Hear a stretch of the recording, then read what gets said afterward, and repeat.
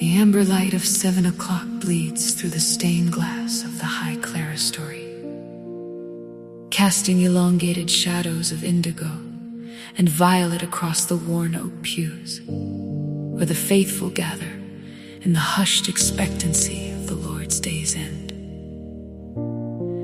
There is a specific stillness to the Sunday evening air, a scent of extinguished beeswax, and the faint lingering trace of morning incense, now cooled and settled into the very grain of the stone. The choir stands in the loft, a collective breath held in the transition between the secular world and the celestial chord. Their scores rustling like the wings of unseen birds before the first note cleaves the silence. This is the hour of the vesperal mystery, where the fatigue of the week meets the eternal promise of the woman clothed with the sun, beginning in the quietude of a Galilean room, where the history of the world turned upon a single word of consent. In the first movement of the Spirit, we recall the shadow of the Gabrielic wing, not as a thunderous arrival, but as a silver tremor in the stillness of Nazareth, a light that did not burn but invited the infinite to reside within the finite.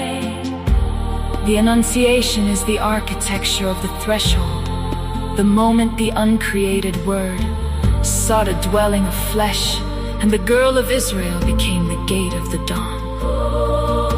We sing of the dew falling upon the fleece of the secret garden enclosed, and the sealed fountain where the rivers of grace began their descent. The music here is slender and translucent, mirroring the fragility of a human fiat that carried the weight of the cosmos, a melody that climbs the ladder of the archangel's salutation until it rests in the hollow of her womb. The new ark where the law of love is written in the pulse of a beating heart.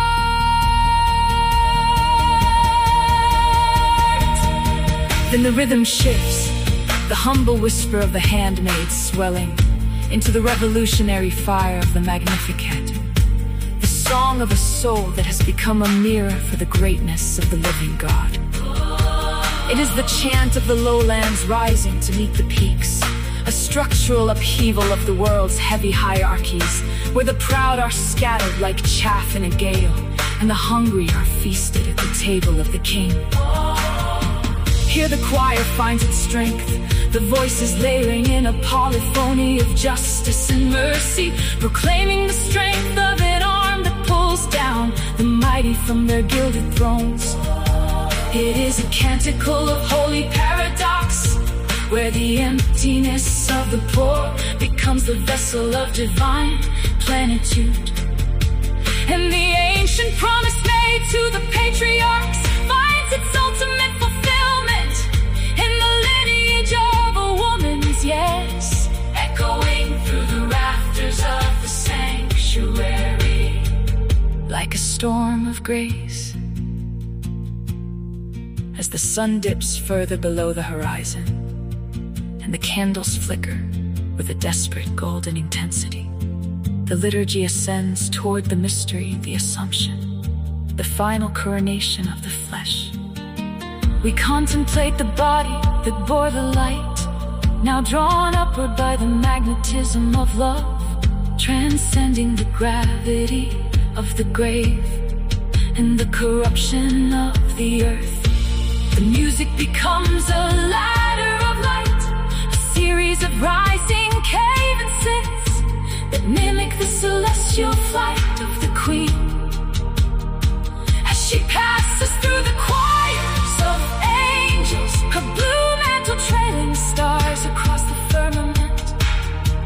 There is no decay in this garden, only the scent of lilies and roses that bloomed in the wake of her departure, a floral sign of the resurrection that awaits all who walk the path of her Son.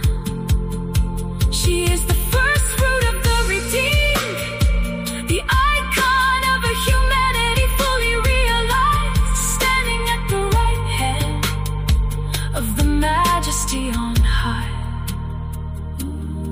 The Sunday 7 p.m. choir pours these mysteries into the cooling air, their harmonies acting as a between the temporal toil of the congregation and the eternal rest of the saints. The hymns are not merely echoes of the past, but living conduits of a presence that remains a marrying tapestry, woven from the threads of dawn, revolution, glory, as the final amen resonates within the hollows of the architecture. The music does not truly end, but sinks into the stones, a spiritual deposit for the week ahead. The choir descends, the lights are dimmed, and the silence returns. Yet it is a different silence than before, a silence now pregnant with the Magnificat's hope and the Assumption's promise, a quietude that knows the mother of the word is watching over the darkening world from her throne among the stars.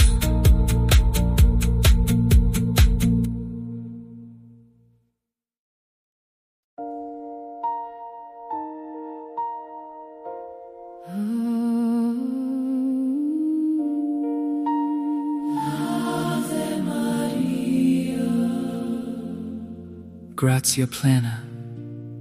The keyboard begins its rhythmic descent into the architecture of light, where Johann Sebastian's mathematical grace meets the velvet longing of a heart in prayer. The piano breathes in C major, a cycle of rising ripples that mirror the steady pulse of a soul at peace, an ancient foundation of stone and logic, upon which Gounod weaves his crown of woven gold. Dominus tecum. The voice of the soloist rises like a single candle flame in a cathedral of silence, a silver thread of sound that stitches the earth to the hem of the heavens. Benedicta tu in mulieribus. The string quartet enters not as an accompaniment, but as of sighs, the cello providing the dark, rich resonance of the soil from which the lily grows, while the violins shiver with the vibrato of 1,000 unsaid petitions. There is a sacred geometry in the way the bow meets the string, a friction that transforms resin and horsehair into a celestial language that transcends the limits of the tongue. Blessed art thou amongst women, and blessed is the fruit of thy womb, Jesus. The melody ascends, climbing the ladder of the arpeggio with a romantic intensity that knows no fear, only the profound surrender of the fiat. It is a dialogue between the structured mind of the Baroque and the weeping heart of the Romantic, a marriage of crystalline order and the fluid warmth of human breath. The quartet swells, 4 voices merging into one singular vibration that fills the corners of the sanctuary, echoing against the stained glass, where the blue of your mantle catches the dying light of the afternoon. Et benedictus fructus ventris tui, Iesus. Every note heartbeat on a rosary of sound, every shift in harmony, a step closer to the mystery of the incarnation. The piano remains constant, the heartbeat of the divine, while the strings wrap their melodic arms around the soloist in a gesture of maternal protection. Holy Mary, Mother of God, pray for us sinners now and at the hour of our death. Sancta Maria, Mater Dei, ora pro nobis peccatoribus. The Latin tongue carries the weight of centuries, a heavy and holy incense that lingers in the air long after the vow has faded. The English follows like a shadow, intimate and clear, a child whispering to a mother in the dark. Nunc et in hora mortis nostrae. The music does not fear the end, for the quartet holds the tension of the final cadence with the tenderness that speaks of homecoming. The soloist's voice reaches its zenith, a high, pure, suspended moment where time ceases to move, where the Bacchian pulse and the Gounod curve become one single point of light. It is the sound of the Magnificat, whispered in the garden, the sound of the Piet silence, the sound of the morning star rising over the hills of Nazareth. Amen. The piano offers the final resolution. The strings fade into a ghostly pianissimo that remains in the marrow of the listener. The soloist's breath is the last thing to depart, leaving a vacuum of holiness where the music once stood. This is the hymn of the transition, between the logic of the creator and the passion of the created. Through the piano's hammers and the quartet's resonance, through the Latin of the ancients and the English of the now, the Marian spirit is invoked not as a distant icon, but as a living presence felt in the vibration of the wood and the tension of the wire. Ave, Ave. The echoes repeat in the mind's ear, a cycle of grace that never truly concludes, but merely waits for the next time the bow touches the string to begin its climb back to the Father.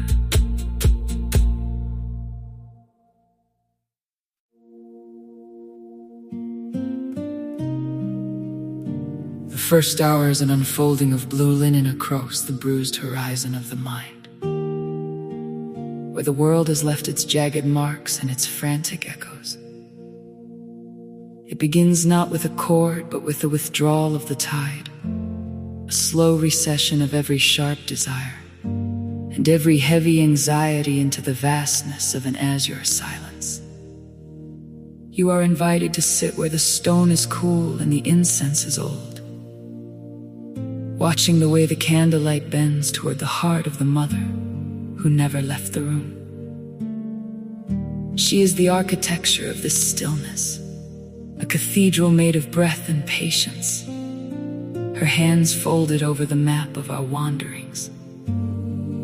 In this initial span of time, the music is a fragrance of jasmine and crushed stone, a steady pulse that teaches the blood to forget its haste and the eyes to lose their habit of searching for storms.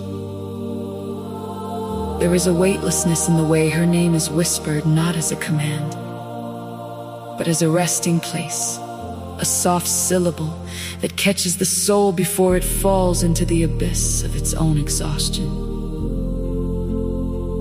As the second hour deepens, The beads of the rosary become the rhythmic footsteps of a long walk through a garden that has never known the bite of winter. The music elongates, stretching its limbs like ivy climbing the walls of a forgotten sanctuary, turning every sorrow into a translucent leaf that catches the light of an eternal sun. Here, the peace is no longer a surface to float upon, but a depth to sink into, a pressure that is both firm and infinitely gentle. The Marian presence is felt as a warmth behind the eyelids, a silver thread weaving through the tangled knots of the past, untying the bitterness with a touch that smells of lilies and ancient mercy. We are moving now through the middle of the mystery, where the 3 hours feel like a single breath,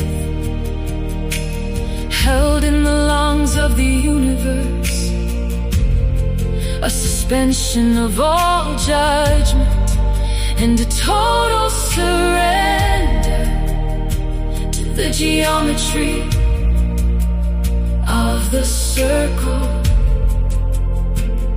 Each note is a drop of oil upon a wound, a slow titration of grace into the veins of the weary, until the distinction between the prayer and the person praying begins to dissolve into a singular hum of belonging. The 3rd hour arrives like the settling of dust in a beam of afternoon light, a profound stillness that precedes the transformation of the spirit. The music has become a drone of celestial origin, a sound that does not occupy space but creates it, opening vast rooms within the chest where there was once only a narrow hallway of fear. This is the hour of the fiat, the quiet yes that echoes from the core of the earth to the farthest star, a vibration of absolute trust that requires no words and no explanations.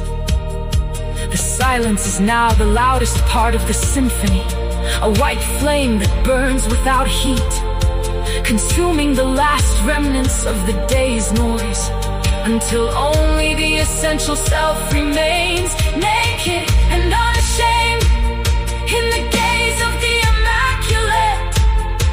There is no more distance between the seeker and the source. There is only the rhythmic rocking of a cosmic cradle, a mother's low-hummed lullaby that anchors the heart to the bottom of the ocean, where no wave can reach. The time has ceased to be a line and has become a sphere, a crystalline enclosure where the peace is so deep it feels like the very substance of eternity, a calm that cannot be broken because it has already survived the end of the world. Now the 3 hours are a garment worn by the soul, a heavy cloak of sapphire and pearl that protects the internal sanctuary from the return of the storm. The music lingers like the scent of roses in a room where the windows have just been closed, a lingering sweetness that stays in the throat and the palms. The prayer has finished its work of dismantling the ego and has rebuilt the human spirit in the image of a quiet lake, reflecting only the stars and the immense, unhurried face of the mother who watches over the sleeping child. We remain in this stasis, this holy equilibrium, where every breath is a magnificat and every heartbeat is a step toward home.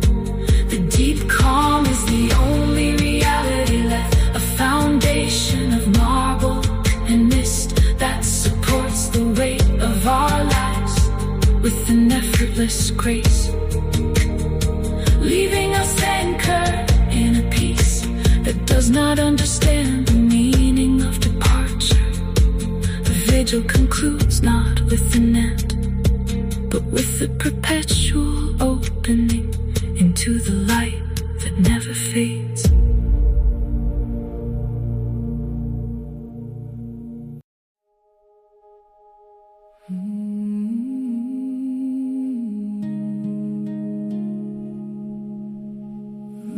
The great pipes groan with the weight of ancient stone,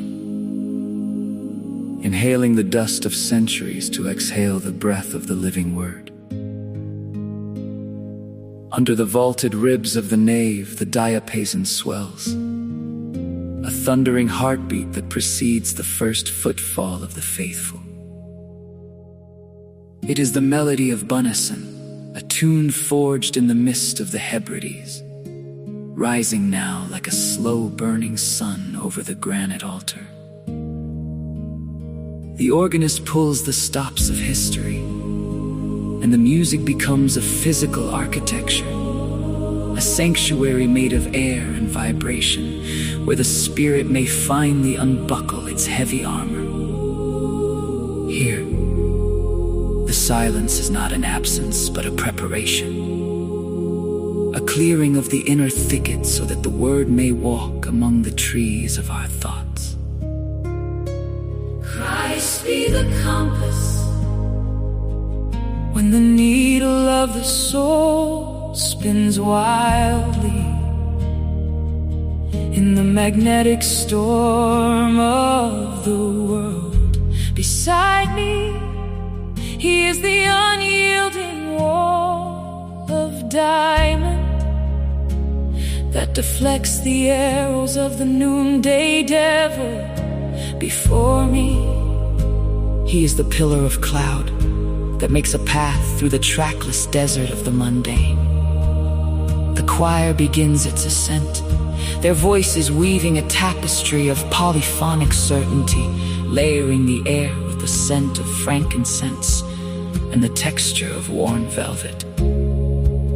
Each syllable of the lorica is a stitch in a celestial breastplate, binding the heart to the hearth of the Trinity. There is no space where He is not, for the music proves that even the gaps between the notes are filled with His intentional grace. In the mouth of the stranger, Christ is the sudden warmth of an unexpected welcome. In the eye of the friend, He is the light that does not flicker when the shadows grow long. The hymn moves with a pastoral rhythm, a gentle swaying of wheat in a sanctified wind. Yet it carries the weight of a mountain. To sing Bunison is to acknowledge the morning of the world, the primal moment when the Creator first hummed the universe into being. The choir's unison is a declaration of singular purpose, a gathered strength that says, we are not orphans of the stars, but children of a Father who walks the dusty roads of our daily failures. Beneath the soles of my feet, Christ is the bedrock that does not crumble, that does not crumble. when the floods of sorrow Rise to the chin above me. He is the vaulted sky, the limit of my ambition, And the floor of my ultimate hope.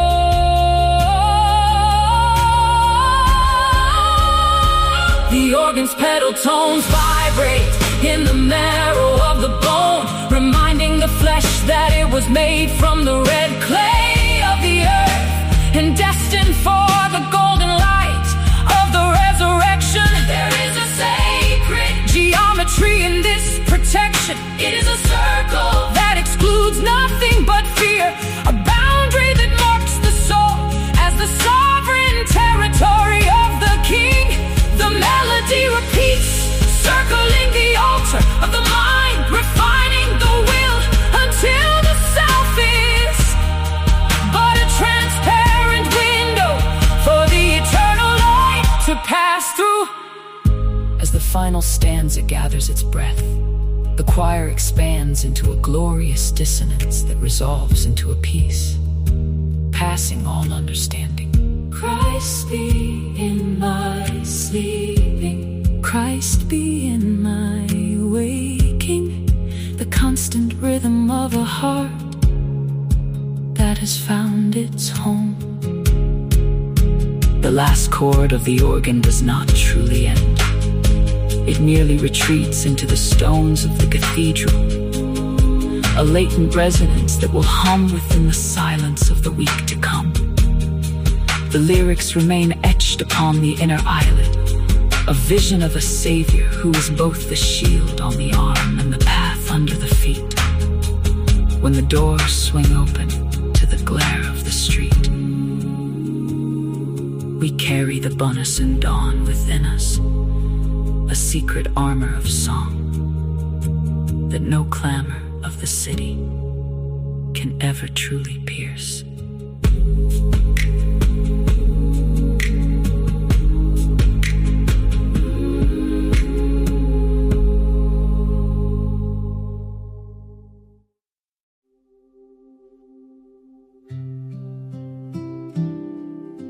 The amber light of 7 o'clock descends through the clerestory glass, casting long and leaning shadows across the well-worn oak of the pews, where the faithful gather in the hushed gravity of the Lord's day's end.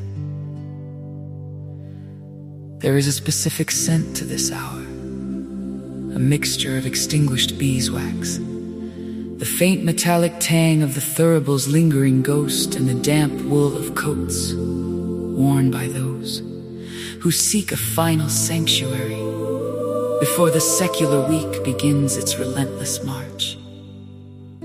The choir stands in the loft, their breath a collective petition, preparing to weave the melodies of Magargil and the ancient echoes of the servant's heart into a tapestry that's the silence of the sanctuary with the noise of the world outside.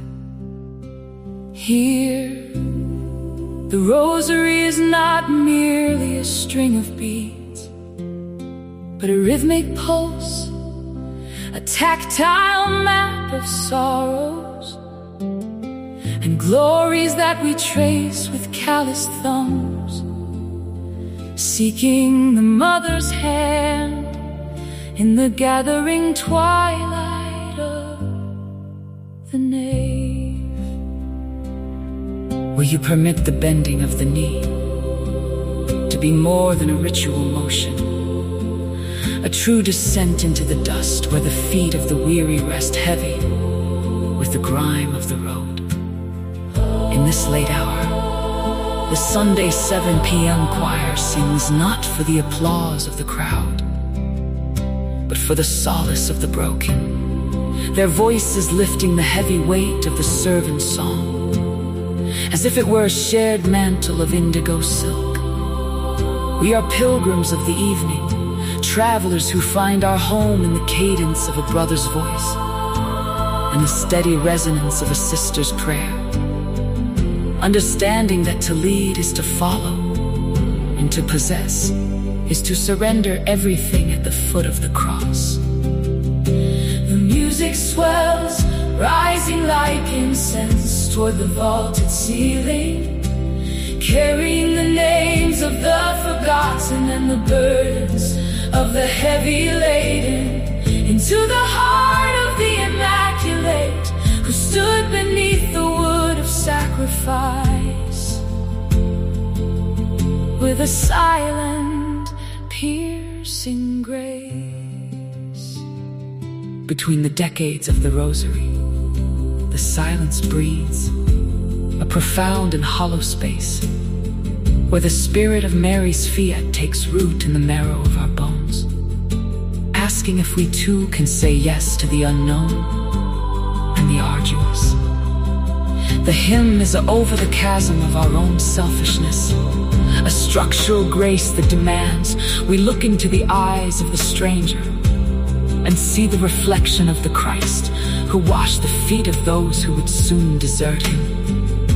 It is a song of radical hospitality, a liturgical embrace that defies the cold indifference of the city streets, murmuring just beyond